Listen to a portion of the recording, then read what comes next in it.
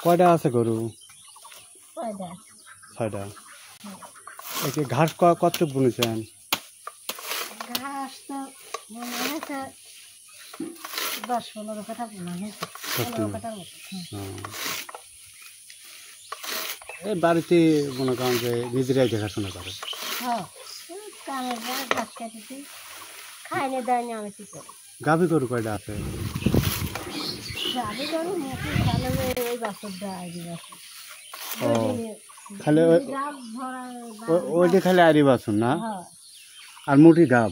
হ্যাঁ, 2টি গাব আর হচ্ছে গেলে একটা দিয়েছে বাছুর জন্য দিয়েছে।